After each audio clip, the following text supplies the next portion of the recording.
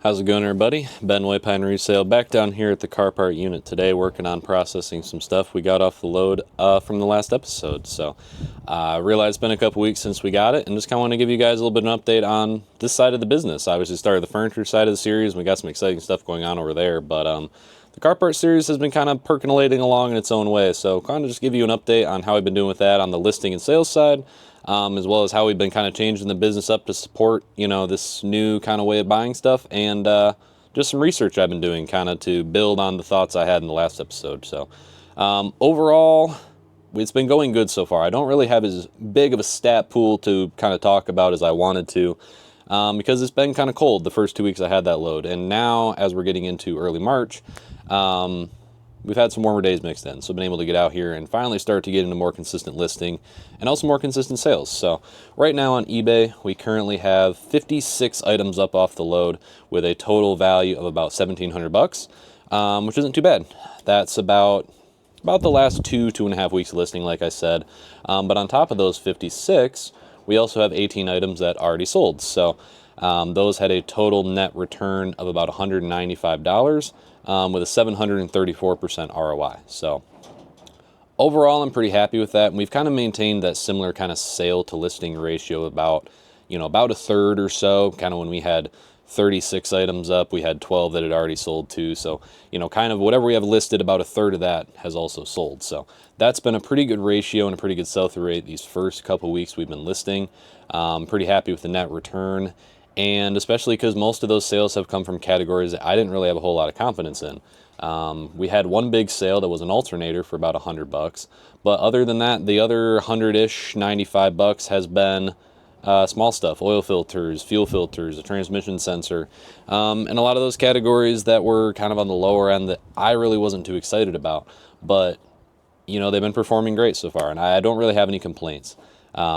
Which kind of leads me into the next point of just kind of where we're going with the average item price. In the last episode, I kind of suggested that this would be kind of a stopgap buy, this load, until I could find a better load to buy with kind of a higher average item price. And what I'm learning is that doesn't really exist. Kind of the $30 to $45 average item price is really just where most loads are at in this quantity and size, and even in bigger quantity and size. So I think that's just kind of where we're going to be, and kind of been making some adjustments to the business to support that, in finding faster ways to process the items and process them in ways that makes them easier to list faster. And then, just upping the listing speed. And I tested out a couple different AI listing tools, and the problem that I was running into was, they aren't really designed for eBay Motors. They're mostly designed for bulk listing media, clothing, stuff like that. The few that did have eBay Motors integrations, I just didn't feel like it made me faster. So I've gone through and made some refinements to the SKU system, how we store stuff here, and the listing that I was using that I showed you in the last episode, is kind of take all the information, give it to AI, and let it kind of spit out a description.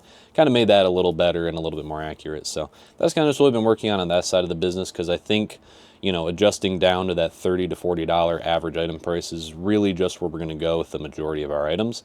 I did do a local pickup, I think about a week and a half ago, and items like that I get from my local suppliers do have generally higher item values. Those are going to be the more $60, $80, $100 items. And I think I've decided that I want to build the local network more to support that, to kind of keep those higher value items rolling in. But, if we're going to be buying 1,000, 2,000 items at a time, really $30 to $40 per item is about where we're going to be at. So really just kind of a big mentality shift there, because I was not excited to be listing $30 items when we got this load in. And for the first week or so, I was just dreading it. But now that I've got my rhythm down, it's really not too bad. I've been listing a couple $100 a day when I can, 10 to 15 listings. Really, ideally want to get that up to about 25 to 30, and kind of looking to block out about 2 to 3 hours a day for listing. Right now we're doing about 10 to 15 an hour, so I've been spending about an hour a day. The longer part is actually down here with the processing, so kind of working to speed that up a little bit. But yeah, if we could kind of process twice as much and then kind of spend 2 hours a day maybe on the listing and get up 25 to 30, I think we'd be looking really good. Because with the 10 to 15 a day, we've been selling kind of 3 to 5 most days. But if we get up to 25 to 30 a day and then kind of start selling kind of in that 5 to 10 range a day, I think we'd be at a really good spot. So kind of in 2 weeks having that $200 back already. It's definitely a really good trajectory, I think, for, if we can bump that listing up, I think we're going to get our money back definitely maybe here in about a month, and then just kind of crush it past that. So really happy about that too. And yeah, that's mostly been working on. Kind of as I've talked about this in the furniture series, but not really here, is that car parts are the side of the business that the expenses are currently resting on, and really where all the money from the business is coming from. Furniture is still a side that I'm building and learning to grow more sustainably. In the past, furniture flipping for me was kind of just when possible, make a bit of money here, make a bit of money there, but it does have a lot of potential. But I need to learn how to better use it. So car parts for now are kind of the much more stable part of the business and the one that all the expenses are based on. So, if we can keep it growing at this steady incline, hopefully we can get into some bigger space and get some more stuff in. I think that's what would really make the difference is instead of buying one load like this, what does it look like buying 10? And I think that's kind of the next step, 2 steps, 3 steps towards growing the side of the business. But overall, yeah, that's kind of where we're at. We're doing pretty good so far down here today. I think I've already got, how many items I processed so far? About 1, 2, 3, about 10 to 12. Really hoping to get about 30 processed and then try to bang them up tonight or tomorrow. So, yeah, nothing really super exciting this side of the business. Unfortunately, this is the side that, kind of just putters along, and we don't really have huge standout moments here all that often, but, some good sales, kind of keeping it going, selling stuff every day.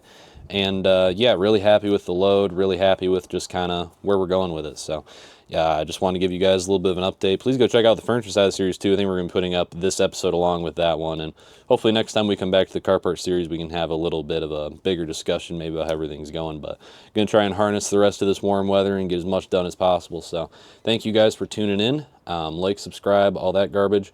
And I'll catch you in the next one. Thanks for tuning in.